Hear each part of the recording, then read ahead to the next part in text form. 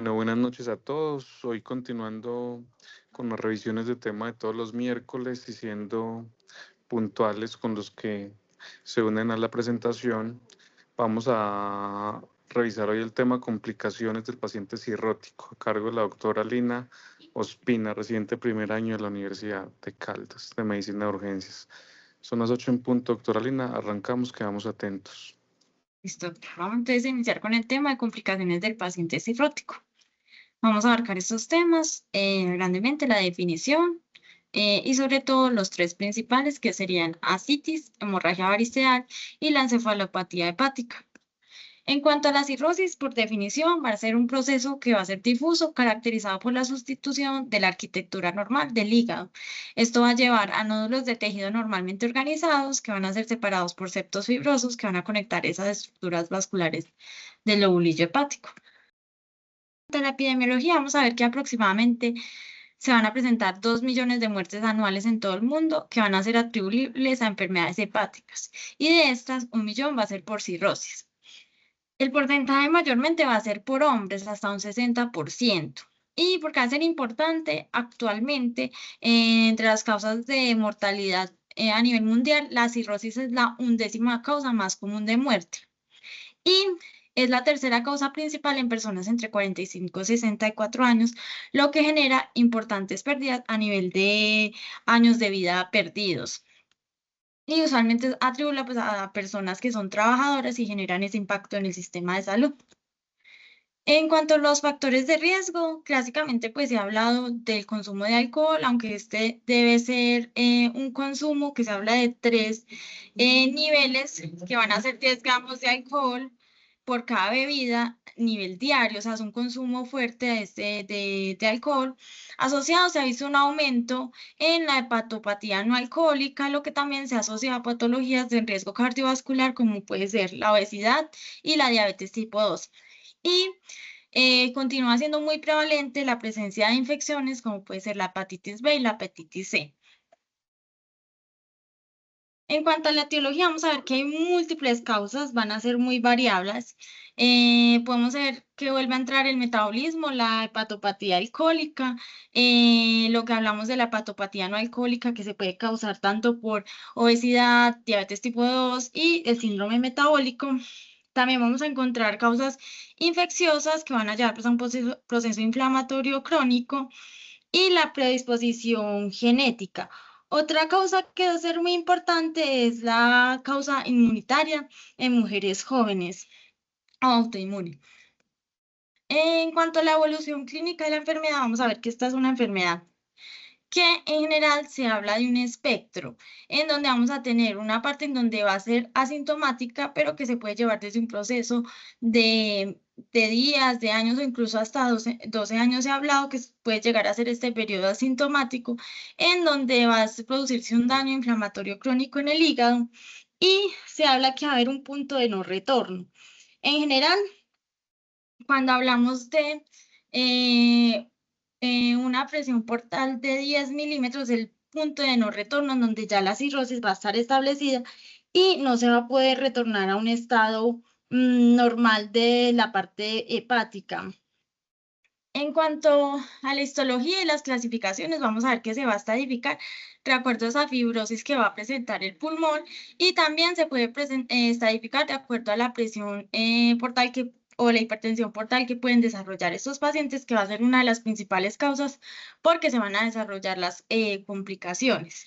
Y la clasificación más grande que podemos hacer en estos pacientes es de cirrosis compensada o descompensada. La compensada son pacientes que no han desarrollado como tal complicaciones como el sangrado variceal o la encefalopatía hepática, y ya cuando estos pacientes empiezan a desarrollar principalmente ascitis, que va a ser una de las primeras manifestaciones que van a tener o la que se presenta más comúnmente en estos pacientes, es cuando vamos a hablar em, de ya una cirrosis descompensada. En general, el término pues se ha tratado de cubrir más que cirrosis como una enfermedad hepática avanzada que pues muestra que su pronóstico puede ser variable y que es una enfermedad muy dinámica y también muy heterogénea. ¿Por qué es importante?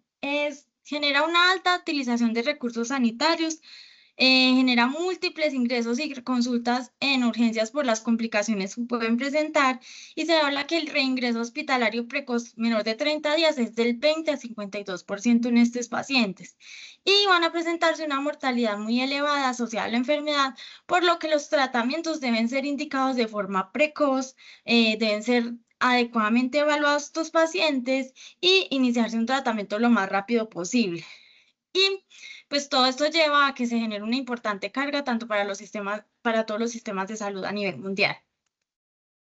Esos van a ser los estadios de fibrosis que clásicamente clasifican estas patologías, en donde lo primero que van a evaluarse van a ser los factores de riesgo en estos pacientes. Posteriormente se va a generar esta fibrosis y ya vamos a entrar a la fase sintomática, o donde lo más importante va a ser esa hipertensión portal. Y vamos a hablar ya de las complicaciones que nos van a generar estas cirrosis descompensada y la importante mortalidad que pueden presentar.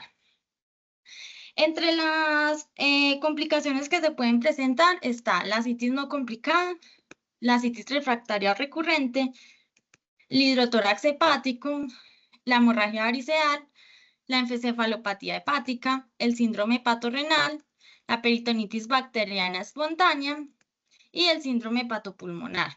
Ser como todas las grandes complicaciones que pueden presentar estos pacientes. En cuanto a la clasificación de esta evolución clínica o para estadificar estos pacientes, clásicamente en enfermedad hepática, hemos hablado del CHIC-PUT. Este nos va a hablar de valores de bilirrubina, de albúmina, del PT, que también podría estar asociado al INR, si hay ascitis o no, pero no nos clasifica más allá de esta ascitis, y si tiene encefalopatía hepática. Y nos van a clasificar estos pacientes en categoría o en clase A, B o C. Es muy importante esta clasificación porque nos habla en una mortalidad en general, sobre todo si se ha evaluado para evaluar el riesgo de mortalidad en cirugías mayores, pero como vamos a ver, las guías lo usan para valorar en general el riesgo de mortalidad en los pacientes, más no los pacientes que van a ser llevados a trasplantes. Ahorita vamos a hablar de otra clasificación importante en esta área. En cuanto a los pacientes que tienen una clase A, la mortalidad va a ser del 10% si se lleva una cirugía abdominal mayor, los de clase B del 30%, pero ya la clase C entra una mortalidad muy alta, entre el 70 y el 80%. En cuanto a la fisiopatología, vamos a ver que es un proceso complejo que va a generar cambios en múltiples sistemas. El hígado es el que más impacto tiene en la parte metabólica. Entonces, en general, estos pacientes van a llevar a una hipertensión portal. Y esto va a generar de forma importante lo que se ha llamado un estado hemodinámico alterado, aumentado, ya que va a generar una vasodilatación generalizada en todo el cuerpo, sobre todo por daño en la microvasculatura y liberación de óxido nítrico. Esta liberación de óxido nítrico y esta vasodilatación generalizada del cuerpo va a ser un estado de alteración hemodinámica importante, porque si bien está vasodilatado, va a haber una hipovolemia generalizada que el cuerpo va a tratar de contrarrestar de diferentes maneras que pueden generar antes mayores alteraciones y mayores disfunciones. Entonces, en general, esta hipertensión portal también nos va a asociar a translocación bacteriana, porque esto va a llevar a un proceso inflamatorio crónico que va a ser un círculo vicioso, en donde la inflamación se va a perpetuar de manera constante, va a generar primero una alteración a nivel de los neutrófilos que van a atacar directamente al hígado, y este se va a mantener en el tiempo. Y posteriormente van a generar una respuesta proinflamatoria crónica de estas citoquinas que va a generar una disfunción inmunitaria, porque se va a ver un cese en esta respuesta por desgaste constante. Y por eso explica que esa alteración a nivel tanto gastrointestinal y de la respuesta inmune genere que estos pacientes sean muchísimo más propensos a diferentes infecciones. La clásica, pues, que sería la peritonitis, pero puede generarse en otras infecciones como sería neumonía, y en general todo tipo de infecciones van a ser más susceptibles a estos pacientes. Como dijimos, esta vasodilatación asociada a una hipolemia van a generar unas alteraciones en el gasto cardíaco que, sostenidas en el tiempo, también se ha visto que puede causar cardiomiopatía y asociado a esta una disfunción microvascular. Y esta vasodilatación va a generar que se active el eje renina-angiotensina-aldosterona, que va a perpetuar una respuesta tratando de compensar esa vasodilatación, pero va a generar alteraciones a nivel del sodio y el agua, lo que genera mayor retención y nos va a disminuir la perfusión. Y eso es porque lo que explica la generación de ascitis e hiponatremia en estos pacientes. En cuanto a la progresión de enfermedad, vamos a ver que esto hecho un porto sistémico es lo que va a reducir la perfusión de los órganos, va a causar esta retención de sodio y agua y va a generar los estados iniciales de la patología, que son la disfunción hepática o la hipertensión portal y la vasodilatación esplánica. Pero por este sistema de renina-angiotensina-aldosterona se va a generar una vasoconstricción sistemática. También a nivel de la encefalopatía hepática o ya en los estados más avanzados, después de que se presentan complicaciones como las que vamos a hablar, vamos a ver que este daño tisular se puede generar también alteraciones metabólicas que nos van a generar un aumento en el consumo de energía, un estrés oxidativo, una proteólisis y una lipólisis que van a llevar también a una hiperammonemia, que va a ser la principal causa de que se genere en estos pacientes la encefalopatía hepática. Ya iniciando en la parte de complicaciones, vamos a hablar de la ascitis. La ascitis se va a definir como la acumulación de líquido en la cavidad peritoneal y nos va a hablar de cuando hay una concentración de proteínas menor a 30 gramos de decilitro. ¿Por qué va a ser tan importante? Porque es la principal complicación que van a presentar estos pacientes y que nos va a evaluar los pacientes que desarrollan cirrosis hepática, que desarrollan a su vez ascitis, tienen una supervivencia en 5 años muchísimo menor, aproximadamente 30% en comparación con los pacientes que tienen un 80% de los pacientes que tienen una cirrosis compensada. En cuanto a la clasificación de la ascitis, se puede dar de dos maneras. De acuerdo al volumen de la ascitis, que eso va a ser evaluado de forma clínica, o si se requiere pues de una forma ecográfica, y si hay una respuesta o no a los diuréticos, porque esta respuesta negativa hacia diuréticos también va a ser un factor de mortalidad en estos pacientes. Entonces, en el grado 1, vamos a ver que solo son las ascitis que se van a encontrar por ecografía abdominal. El paciente en general no reporta mayor síntomas o signos leves de hipertensión portal. En cuanto al grado 2, vamos a ver que ya hay una ascitis moderada en donde se va a detectar, sobre todo en la exploración física, que encontramos la onda cítica, la matidez, las matidez. Y en el grado 3 vamos a hablar cuando ya hay una ascitis abundante que nos va a generar una distensión abdominal en los pacientes y que va a ser marcadamente sintomática.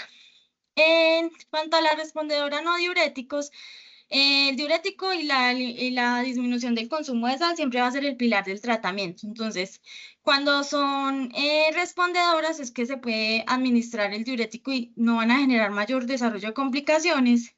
Cuando es recurrente, que es que por lo menos reaparece la ascitis en un tratamiento adecuado, que se ha presentado al menos 3 veces durante un periodo de 1 año. Y esta pues ya nos va a hablar que va a ser una ascitis que va a ser por volumen de grado 2 o grado 3. Y la ascitis refractaria la reportan aquí como una ascitis que no puede ser eliminada o cuya recurrencia temprana no puede ser prevenida con el tratamiento diurético. Y esa ya nos va a hablar que es una falta completa máxima al tratamiento diurético y que va a ser resistente a este. Y es el que más se ha desarrollado a complicaciones. Y pues digamos en este caso ya habría que evaluar otras opciones como hacer la paracentesis y TIPS. Es importante que el tratamiento de pacientes con ascitis se va a hacer de forma ambulatoria, exceptuando en los pacientes en que no se tenga un diagnóstico previo de la enfermedad, se desconozca la causa, que se va a estudiar por primera vez ese paciente, o cuando ya la ascitis es atención, pero que coexisten con otras complicaciones de la hipertensión portal, como sangrado variceal o encefalopatía hepática. En cuanto al manejo, como hablábamos, reducir la ingesta de sodio, tanto en la dieta, y eso va a aumentar, tanto en la dieta va a ser como uno de los pilares de tratamiento y lo que deberíamos recomendarle a todos los pacientes, y asociado tenemos que aumentar la excreción renal. Y esto lo vamos a hacer por medio de la administración de diuréticos. Si bien sabemos, la espironolactona tiene muy poco efecto diurético si lo comparamos contra diuréticos de Lassa como es la furosemida. Pero en estos pacientes, por el metabolismo que ellos presentan, tienen un estado de hiperaldosteronismo. Y se ha visto que en estos pacientes en específico aumenta la eliminación y tiene mejor pronóstico y mejor control metabólico frente a la furosemida. Y los diuréticos de ASA se añadirían solamente cuando no hay una respuesta adecuada neotriurética en los pacientes que ya están en tratamiento con espironolactona y esta se puede producir solo en el 50% de los pacientes. En cuanto a las indicaciones de diuréticos en pacientes cirróticos, va a ser todo paciente que no sea candidato a paracentesis porque el líquido sea muy escaso. En pacientes en que ya se hizo una paracentesis y lo que necesitamos es prevenir la reacumulación de líquido después de estas, y en pacientes que tienen asociado un derrame pleural o que coexistan con otros edemas sin ascitis, también nos sirve para controlarlos.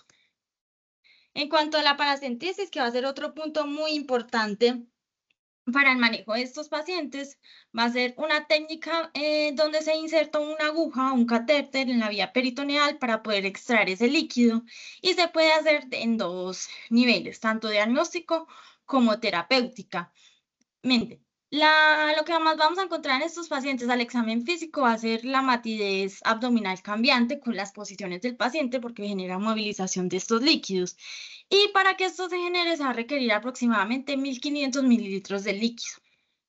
En cuanto a las paracentesis diagnósticas, va a ser primero pues para evaluar esa causa de ascitis, pero también en pacientes en que sospechemos una peritonitis bacteriana espontánea porque nos va a permitir hacer el diagnóstico.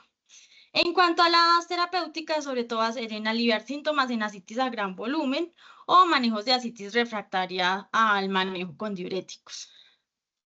En cuanto a la técnica, vamos a hablar primero lo que se requiere para poderlo realizar, y lo que nos recomiendan es, esto es una técnica aséptica en general y se va a requerir 2 agujas de inyección de calibre 22, el catétero calibre 8 French con una aguja de calibre 18 de 7.5 pulgadas que se habla de 19 centímetros. En general lo que nos hablan es con una llave de 3 vías y una válvula autosellante, o lo que más se usa es un catéter venoso central que nos permite realizar este procedimiento también. La aguja de inyección, la aguja introductora y la jeringa de 20 mililitros o 60 mililitros si se necesita recoger la muestra de líquido. En general, se puede realizar de 2 maneras. Si tenemos la disponibilidad de ecografía, lo ideal es usarla para evaluar el punto ecográfico donde hay mayor líquido y poder realizar una punción de forma más segura. Pero si no se cuenta con esta, también se podría realizar por técnica anatómica. Esta técnica anatómica se va a realizar en el punto del cuadrante inferior izquierdo de la pared abdominal, que se habla como el McMurray invertido, que es un tercio en la fase externa entre la línea ilíaca superior y el ombligo, haciendo una línea diagonal. Lo primero es la posición del paciente, que debe ser en cúbito de supino, para poder localizar ese líquido y que se dirija hacia estas fosas ilíacas. Se puede hacer en palpación y percusión para evaluar la matidez y efectivamente evaluar dónde está el líquido. Y lo ideal sería realizarlo en zonas en donde no haya heridas quirúrgicas. Y lo que vamos a evaluar en esta parte es evitar las arterias epigástricas inferiores. También hay que evitar en esta parte, la parte de los rectos abdominales, y no hacerlo lateral a estos, para que no haya menos complicaciones y menos riesgos en este punto. Es el punto donde más se va a tener líquidos sin que haya un riesgo mayor de contacto con las arterias epigástricas, con el ciego o con el vaso. También hay que tener en cuenta pues, que si bien nosotros podemos en el servicio de urgencias utilizar catéteres venosos centrales para poder generar esta paracentesis, para poder eliminar este líquido y posteriormente retirarse, La técnica usualmente que utilizan en radiología intervencionista consiste en utilizar pigtails, que lo ideal sería especificarle al paciente o en el punto de punción para si se tiene que retirar, conocer pues la técnica de retiro del pigtail, ya que puede ser incómodo y pues lo que se evita con este drenaje es mantenerse por un mayor tiempo, a diferencia pues digamos de las paracentesis. Que se realizan en la urgencia, que son sobre todo terapéuticas o diagnósticas que van a ser utilizadas por menos tiempo en el paciente. La técnica va a ser iniciada con el lavado aséptico de la zona, posteriormente la aplicación de lidocaína que se puede aplicar de 5 a 10 mililitros de lidocaína al 1% en el punto donde se va a realizar la punción y posteriormente realizar el paso de la aguja de calibre y se habla que sería 45 grados, que es el punto donde se ha visto también que van a haber menos complicaciones y que se va a lograr acceder de forma directa a este líquido acítico. Entonces se va a realizar de una forma oblicua entre la piel y los sitios de punción que ya evaluamos y se va a realizar generando un aspirado constante hasta que podamos tener líquido peritoneal.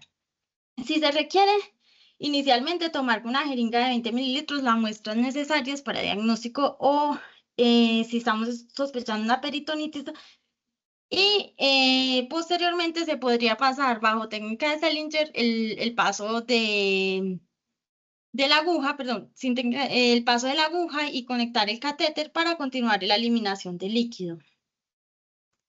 En cuanto al estudio del líquido acítico, vamos a ver que van a ser importante que si tenemos por primera vez una CITI se va a requerir tanto los estudios como pueden ser bioquímicos de albúmina, amilasa, BNP o de adenosina diaminasa de acuerdo a lo que estemos sospechando en el paciente y por eso es importante el examen físico y preguntar los factores de riesgo del paciente porque tenemos que tener una sospecha diagnóstica guiada hacia cuál puede ser la etiología del proceso y siempre tomar la muestra citológica. Y esto también se debería sospechar, si estamos sospechando en que será una peritonitis, hay que enviar las muestras para cultivo, para que podamos guiar el manejo antibiótico. Y ya de acuerdo a lo que estemos sospechando, se podrían pedir otras pruebas adicionales. Pero va a haber una prueba muy importante que va a ser el índice de albúmina sérica versus albúmina de líquido acítico, que es conocido tradicionalmente como el SAC. Y este SAC es muy importante porque es uno de los que más ha evaluado cómo podemos guiar el diagnóstico, si nos vamos a ir hacia una hipertensión portal o si vamos a evaluar otras causas inflamatorias del paciente. Entonces, al clasificar este gradiente de albúmina sérico, albúmina sueroascitis, que es como se define en las siglas, el valor que vamos a tener de punto de corte, que va a ser el más importante, va a ser 1.1 gramos decilitro o 11 gramos de litro. Y este valor mayor nos va a sugerir una hipertensión portal y lo que nos va a hacer mayormente sospechar que sea una cirrosis hepática. Cuando este valor va a ser menor, deberíamos sospechar otras cosas como puede ser la peritonitis por carcinomatosis, tuberculosa, que también se puede presentar aquí en Colombia, o perforación intestinal, otras causas.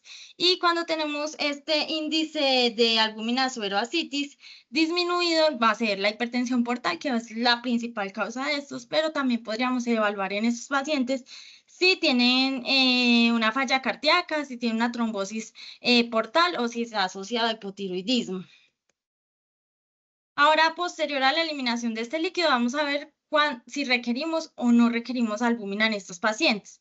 En general, se habla que la eliminación aguda y muy abundante en estos pacientes puede generar una descompensación hemodinámica muy importante y que podría complicarnos mayormente al paciente y tiene mayor índice de mortalidad. Entonces, las eliminaciones deberían ser seriadas de forma lenta por 4 horas.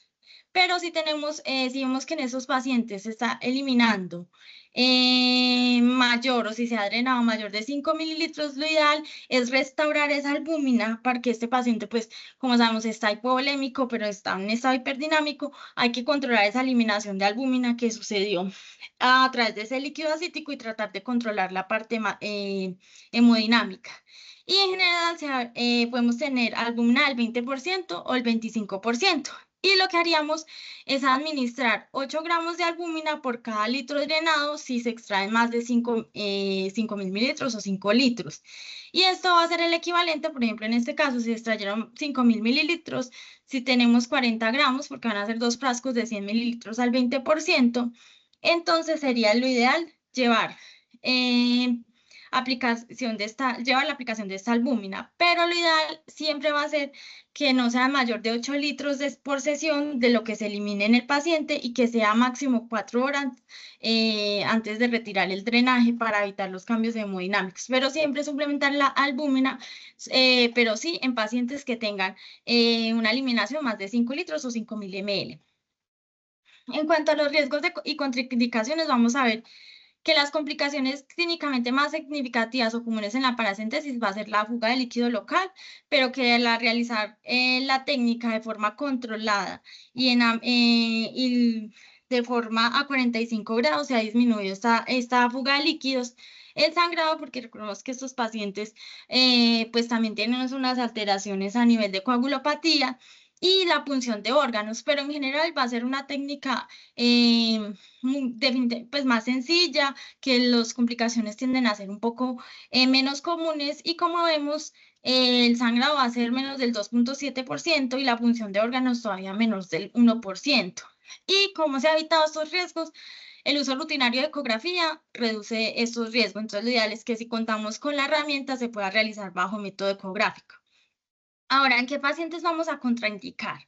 Y esto es importante porque vamos a tener pacientes que van a tener una trombocitopenia asociada a su patología. En este caso, la paracentesis, al ser un procedimiento con muy bajo riesgo de sangrado, como vimos previamente, la coagulopatía y la trombocitopenia no se deberían corregir de forma rutinaria, pero solo se va a tener en cuenta en pacientes con un recuento menor de plaquetas de 20.000.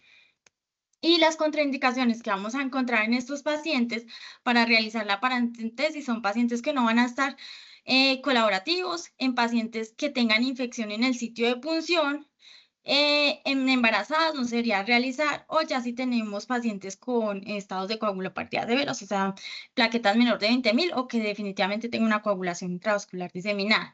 Y si tenemos una distensión abdominal colónica muy importante, lo ideal también sería contraindicar esta paracentesis.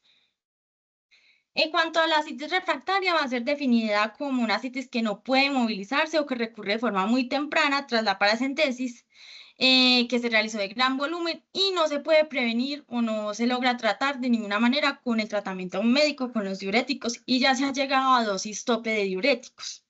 Eso es de muy mal pronóstico. La supervivencia mediana de estos pacientes que desarrollan ascitis refractaria va a ser de 6 meses.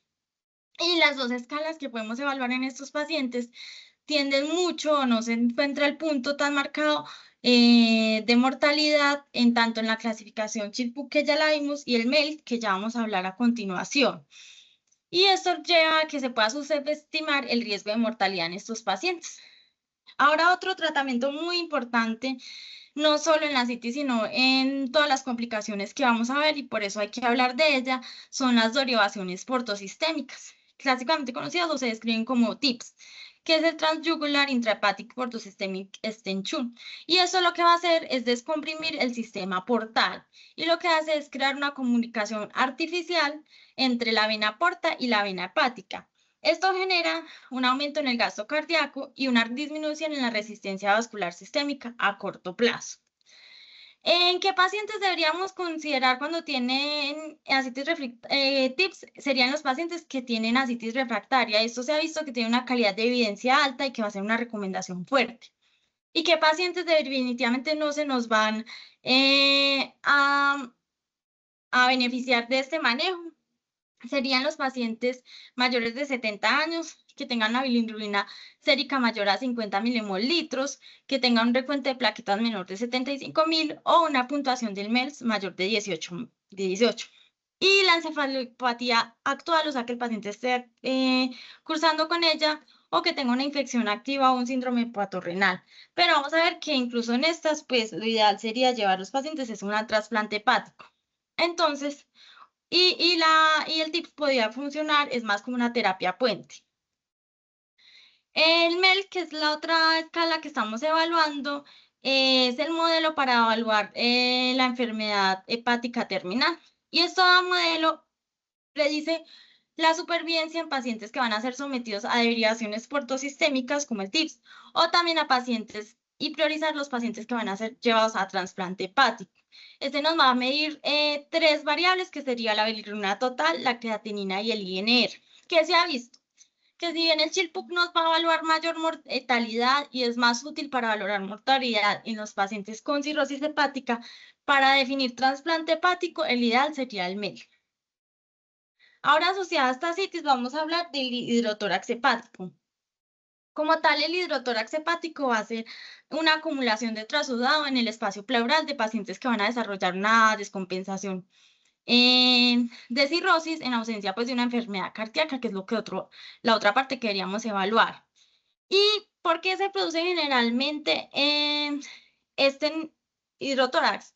Porque estos pacientes pueden presentar pequeños defectos diafragmáticos, que generalmente va a ser mayor en el lado derecho, por eso es que generalmente va a ser el hidrotórax hepático en el lado derecho, y va a generar este paso de líquido de cavidad abdominal a cavidad torácica, y genera la compresión y disnea en estos pacientes. ¿Cómo se va a hacer el diagnóstico? Haciendo una toracocentesis, que tanto va a ser de manejo como diagnóstico.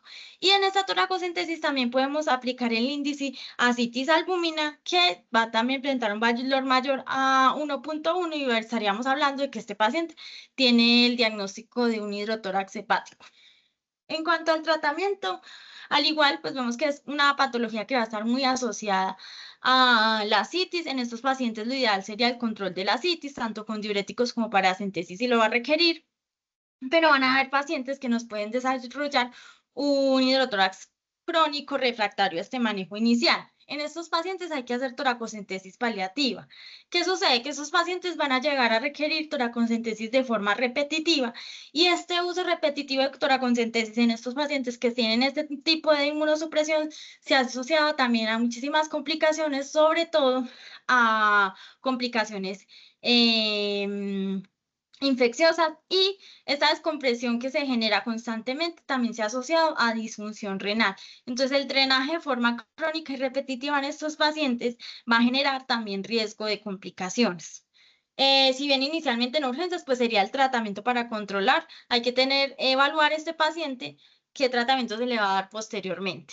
En cuanto a las opciones definitivas, estos pacientes pues son indicativos, y la mejor opción sería un trasplante hepático, ya si no mejora los resultados.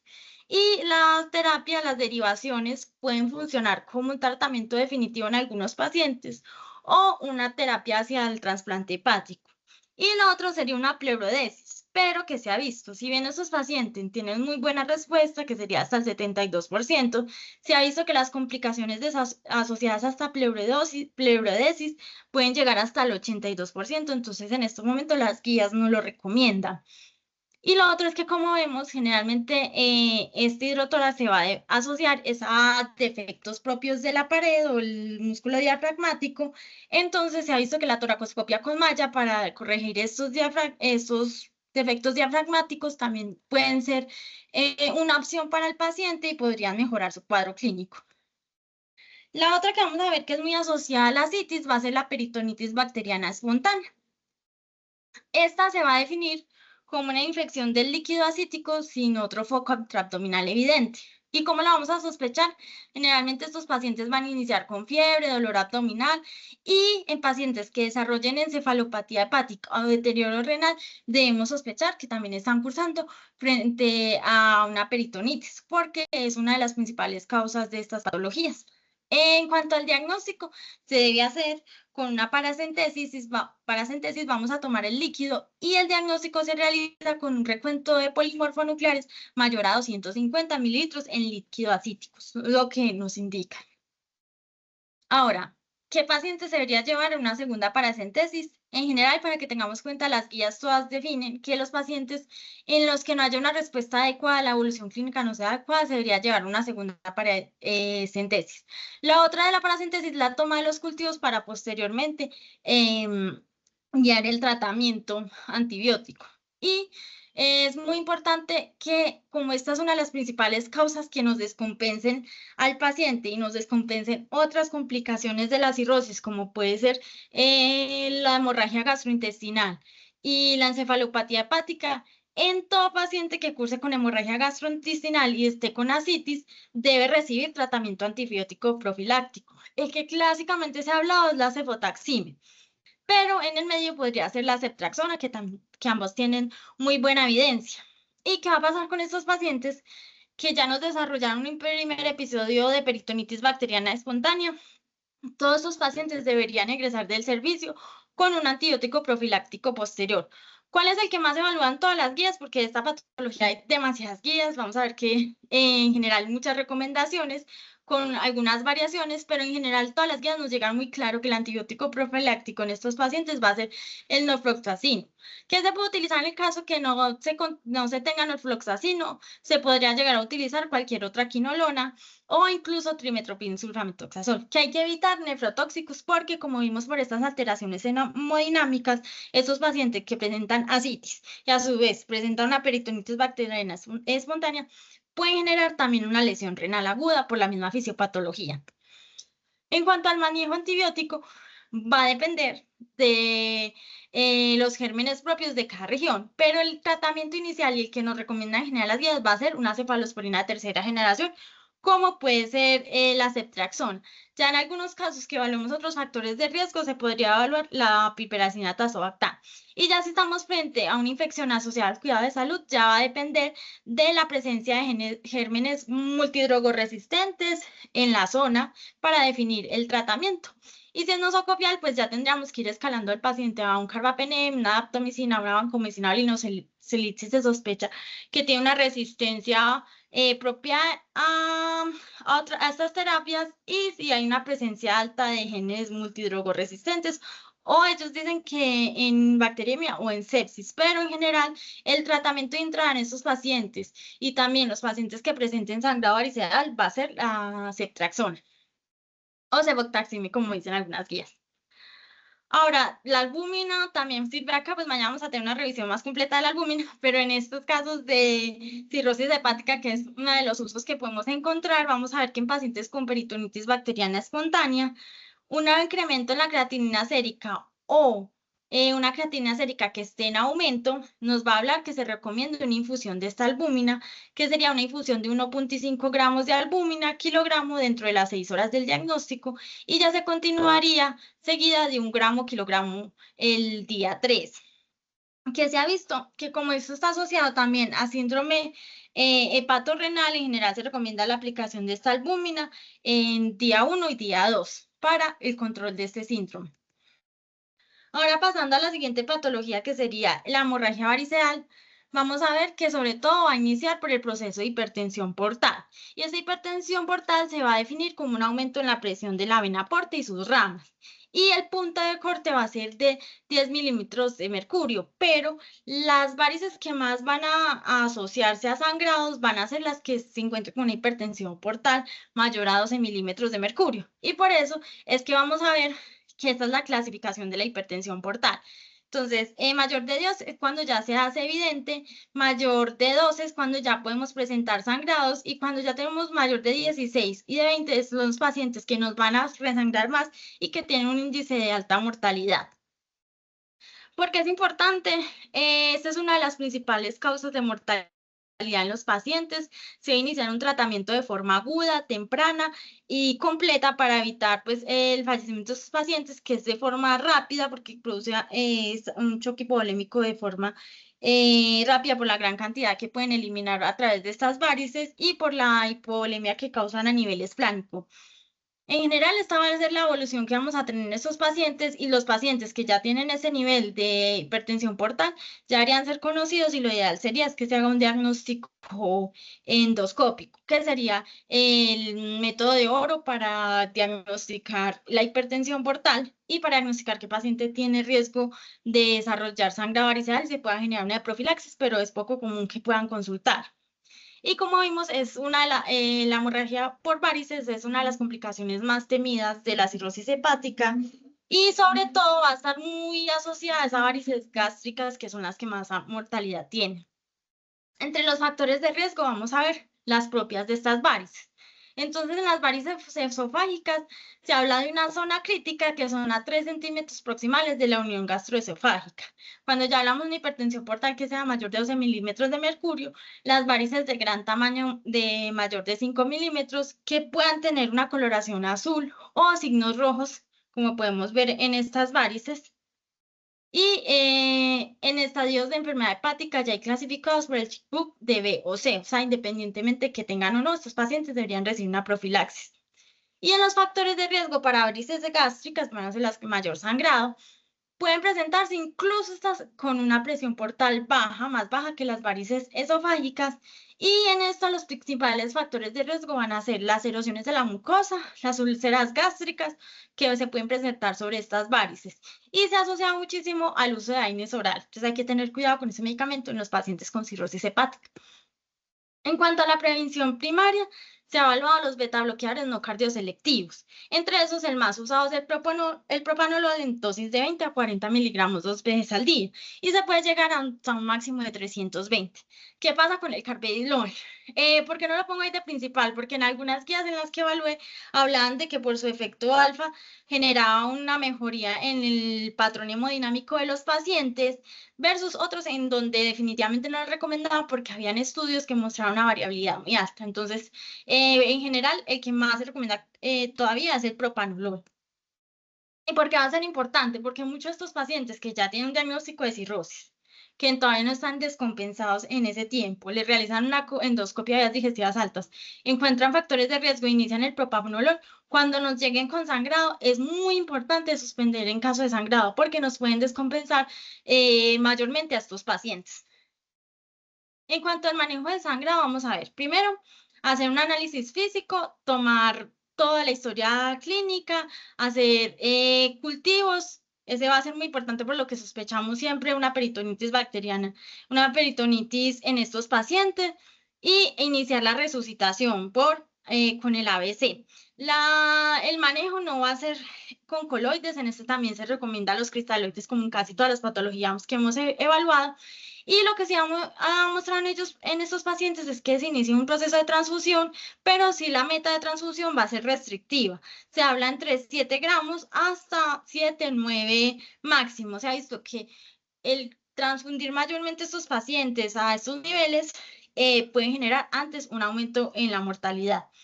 Y se debe iniciar de forma inmediata, incluso antes de llevarlo a una endoscopia, el uso de vasopresores, como puede ser la somatostatina o la terlipresina, que vamos a hablar más de ellas. Y en todos estos pacientes, desde el ingreso, se va a iniciar una terapia profiláctica antibiótica. En este caso nos recomiendan sobre todo ceftriaxona. ¿Por qué ponen norfloxacino? Porque hay pacientes que vienen con este manejo ambulatorio y se podría continuar. Pero en general las guías son muy claras, páselo a una cefalosporina de tercera generación.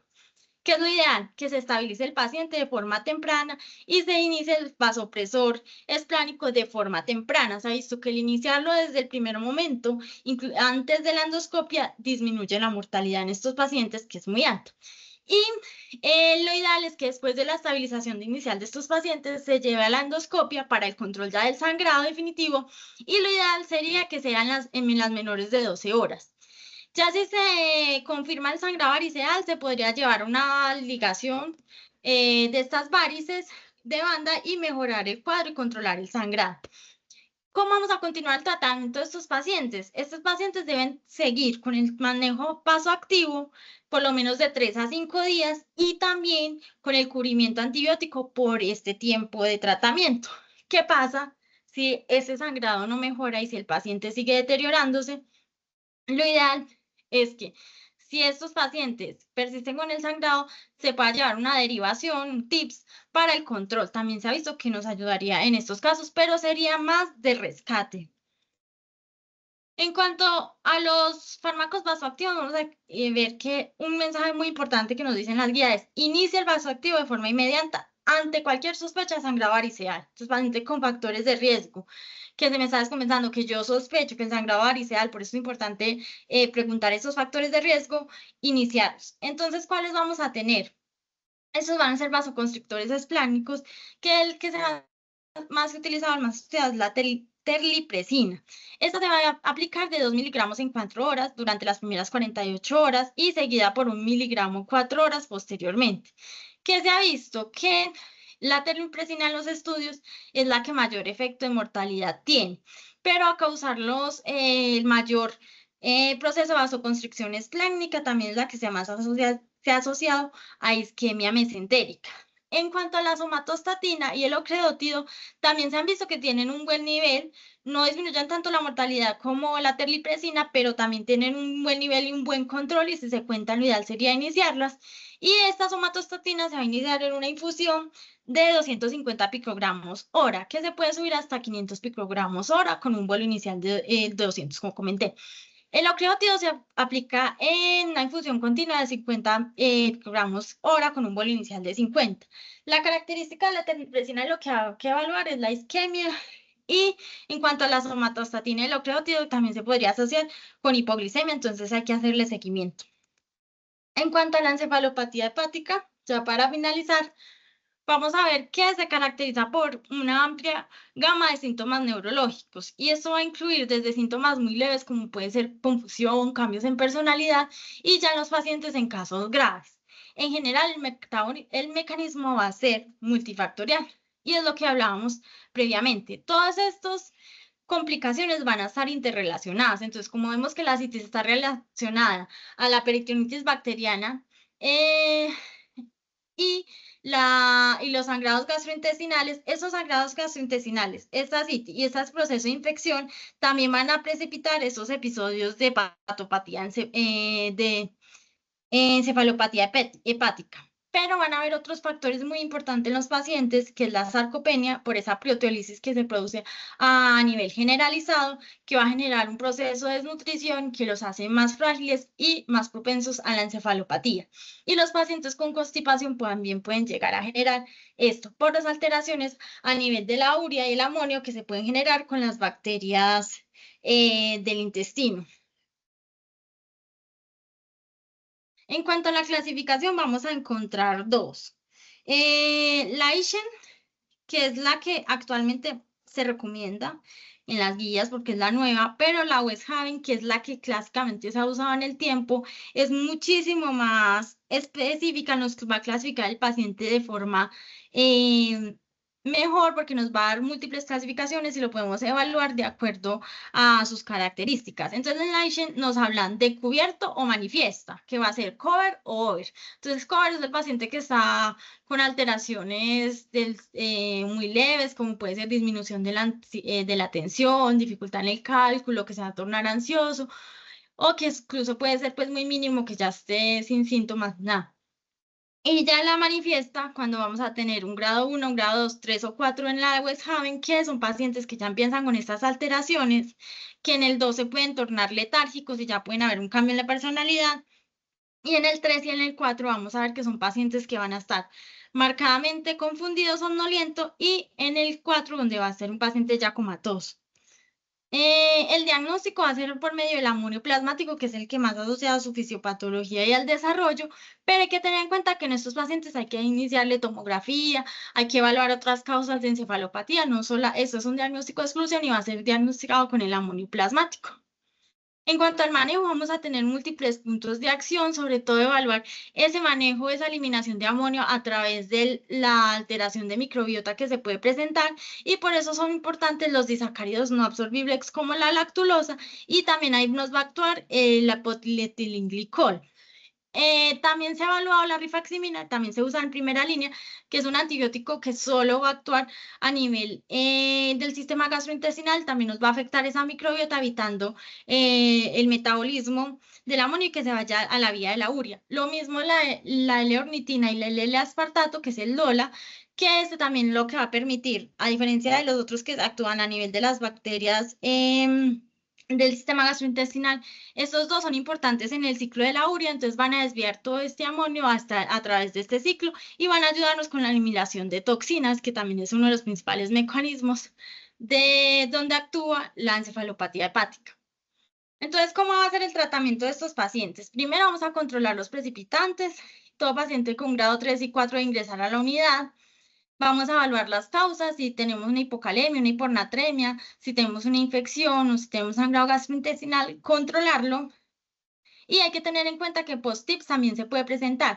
Estos chun que se generan a nivel portal pueden generar que esta sangre no pase a nivel hepático y no se genera la eliminación de toxinas y por eso se pueda generar mayor riesgo de encefalopatía hepática. Lo segundo es que ya vamos a iniciar un tratamiento específico para reducir el amonio y lo que se va a hacer es un objetivo de 2 o 3 deposiciones semiblandas para mejorar el estado mental. Y la que va a ser la primera línea para el tratamiento va a ser la lactulosa.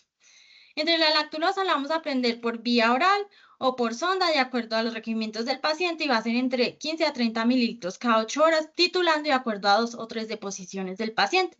Hay que vigilar la diarrea excesiva, la deshidratación, la hiponatremia y la hipopotasemia. En cuanto a la rifexamina, se utiliza tanto para episodios recurrentes o si no hay una mejora con la lactulosa en las primeras 24 a 48 horas. Y esta se va a aplicar de 550 miligramos cada 12 horas por vía enteral. Se ha evaluado que disminuye la recurrencia y las hospitalizaciones y en general tiene un excelente nivel de seguridad porque solo va a estar a nivel gastrointestinal. Y ya si no nos responde a otras terapias que se ha visto, si hay una respuesta subóptima, es el LOLA para el control después de 24 a 48 horas o si esta hiperamonemia está marcada. Y el PEC también se ha llegado a utilizar. Entonces, la LOLA, que es la L-ornitina L-aspartato, se va a aplicar a dosis de 30 gramos día. Está bien en presentación de ampollas de 10 gramos y se tiene que ir titulando. Y el PEC es también una medida de rescate en pacientes que definitivamente no han respondido a las otras terapias, no sería una terapia inicial, y se habla de que se aplica 4 litros en 4 horas y produce una catarsis rápida. Y por último, podemos utilizar estas derivaciones en estos pacientes para terapia de rescate. En cuanto a la prevención secundaria, estos pacientes se deberían egresar con lactulosa y rifaximina para evitar una recurrencia porque tiene muy alta mortalidad, un importante factor pronóstico en estos pacientes. ¿Y qué pacientes debería llevar a trasplante hepático? Todos los pacientes que tengan enfermedad hepática recurrente o persistente deberían ser considerados y todo paciente que tenga ya el primer episodio de encefalopatía hepática debería ser trasladado a un centro de trasplante. Y también los pacientes con síndrome hepatorenal y síndrome hepatopulmonar, si bien se podría iniciar manejo con diuréticos, paracentesis, el manejo con albúmina en el síndrome hepatorenal, lo ideal es que también sean manejados o sean evaluados por un grupo de trasplante porque va a ser el único control definitivo que se va a poder generar en estas complicaciones. Como conclusiones, tenemos que el paciente cirrótico es de alto riesgo, hay que hacer un reconocimiento, hay que hacer un abordaje sistemático en ellos para buscar precipitantes y siempre debemos iniciar las terapias que salvan vidas, el sangrado digestivo, los vasoactivos, los antibióticos y la endoscopia, en la encefalopatía, la lactulosa y la corrección de los precipitantes, en la peritonitis bacteriana espontánea para síntesis diagnóstica y los antibióticos empíricos, y hay que tener que cada episodio de descompensación tendré que valorarlo a un paciente si requiere o no el trasplante hepático y si es partidario a este.